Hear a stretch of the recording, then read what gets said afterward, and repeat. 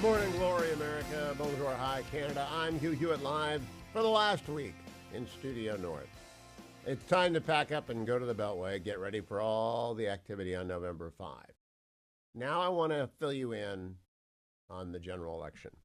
Last night, we hosted some of our friends from our local gang up here, and that included, of course, Mark the Digger and Tony, Mr. CRE, and their wonderful spouses and my brother-in-law. We had a great time, and as usually happens in this season, talk turned to politics, and I was asked, since it's what I do, what is going to happen? To which I replied honestly, I don't have any idea, and nobody has any idea, because nobody knows what the turnout model is, and I can tell you that today NBC shocked Team Harris by saying the race is tied.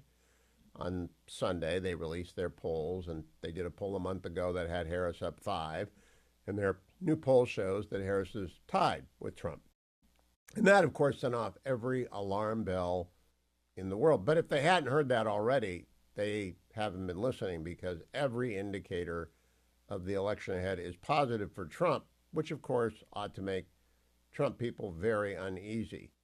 They like to run from behind. I don't know how they even react to being ahead, and they are ahead.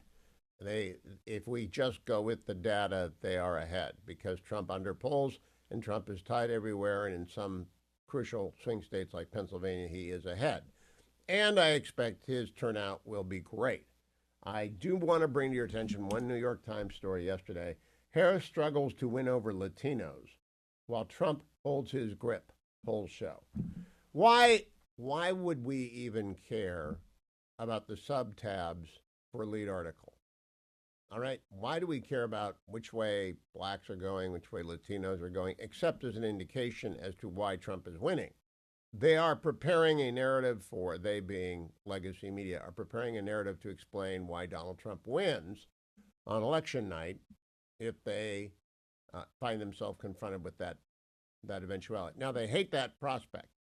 The body language, the hostility, the never-ending assault on Trump and Vance is part of legacy media's. They're on tilt.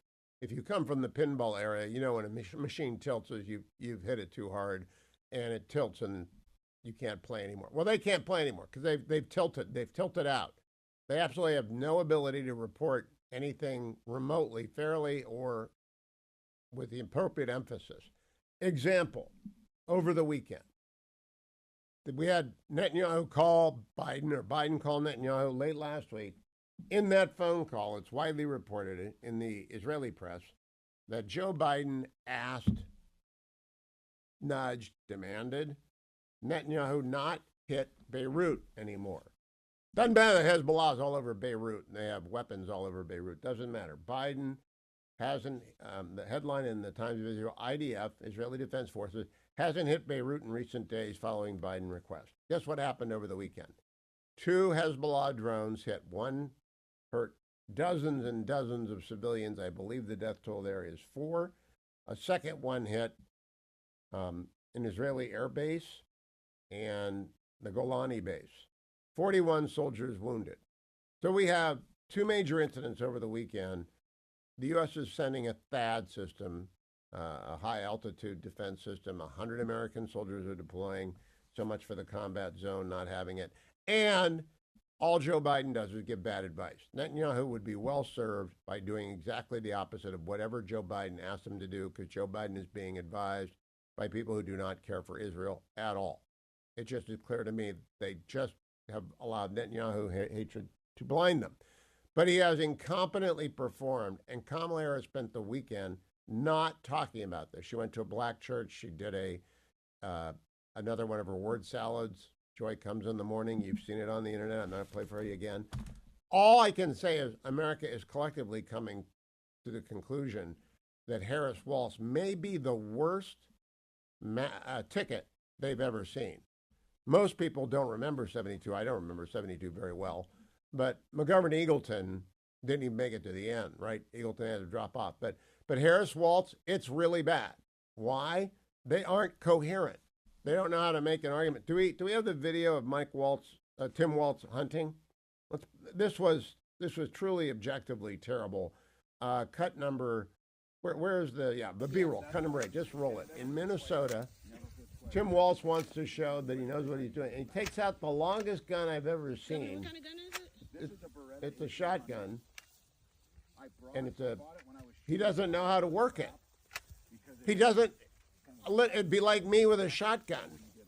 Here, Hugh, here's a shotgun. Go into a field with an orange vest. And I saw some comments online that the gun safety approach, they had the reporters and the handlers and the paparazzi in front of him. And he's wandering around with a gun he can't work. I really, everything they do, every single thing they do is bad. David Urban, one of the handful, Scott Jennings and David Urban make up all the conservatives at CNN. I don't know that there are any at NBC, ABC, CBS. Really, I don't. I don't know if there's any pro-Trump person on any of those stations, but Scott Jennings, McConnell guy, and very smart W guy, David Urban, Trump guy, both of them were on a lot. They do their best.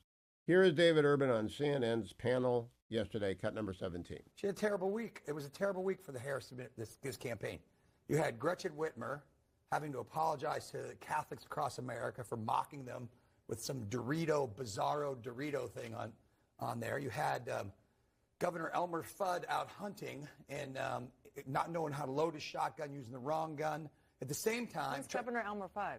Governor Walz was out there. It looked like Elmer Fudd. Be very, very quiet while hunting for rabbits. Oh my God. Right? So he can't load his shotgun. He's trying to appeal to hunters. He can't load the gun. He's using the wrong gun. At the same time, you have Barack Obama in Pennsylvania where he derided people who own guns. Remember, people in Pennsylvania were bitter and they clinged to guns and religion. Remember that in 2008? So they're trying to appeal to those folks at the same time while he alienates black male voters by chastising them. So they had a really tough week this week. Very tough week, and it showed up in the polls. President Obama yelling at black men. We've got to go find that clip, Generalissimo, during the break, because he did. He lectured black men that they're afraid of black women and they won't vote for her as a result. Maybe the biggest blowback I've seen, maybe the biggest misstep of his political career since his first debate with Mitt Romney. There are very, very few times when Barack Obama steps in it, but he stepped in it this weekend yelling at black men. I don't know how many black men are out there who have not seen that clip or heard about that clip, but they will. Being lectured by the multimillionaire, Martha Vineyard living, jet set, Davos-loving former Chicago state senator who lucked into the presidency, telling them they have to vote for Kamala, and they're just not sold on Kamala Harris. And they won't be sold on Kamala Harris, and Latinos aren't sold on Kamala Harris, and blacks aren't sold on Kamala Harris, and whites aren't sold on Kamala Harris. Americans aren't sold on Kamala Harris. I think this could break pretty dramatically. Now, October surprises are real. Last night at dinner, I said the big October surprise could be all-out war between Israel and Iran, because Netanyahu has had it with the gang running the Weakness Are Us franchise at 1600 Pennsylvania, the appeasement club, which has gathered at Foggy Bottom, the National Security Council, the Department of Defense, and the White House.